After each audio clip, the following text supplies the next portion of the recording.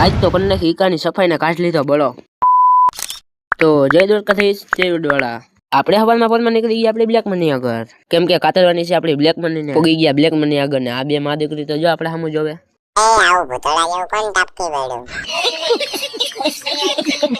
હવે ઈ બધું મેકો સાઈડમાં ને આપડા પાકડા કેમ લાગે?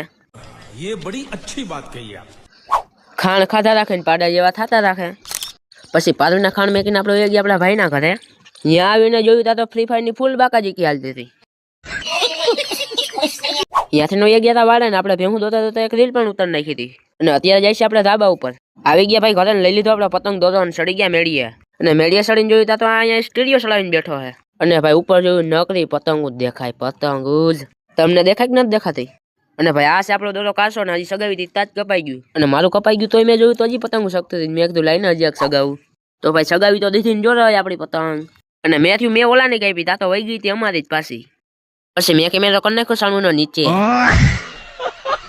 પતંગ ચગાવીને આવી ગયા આપણે દુકાને ને આપણા વાળ વિખાઈ જાય છે. વાળ ઓળાવીને આવી ગયા ઘરે ને હવે જવાનું છે આપણે દૂધ દેવા. પૂગી ગયા ડેરીએ ને આ તો જો બુટા પહેરીને આવે હો ભાઈ.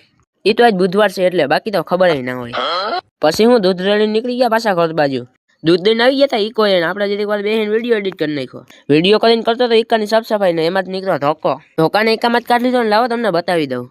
તો આજનો મેં બ્લોગ આટલો જ, હવે મળ્યા બીજા બ્લોગમાં.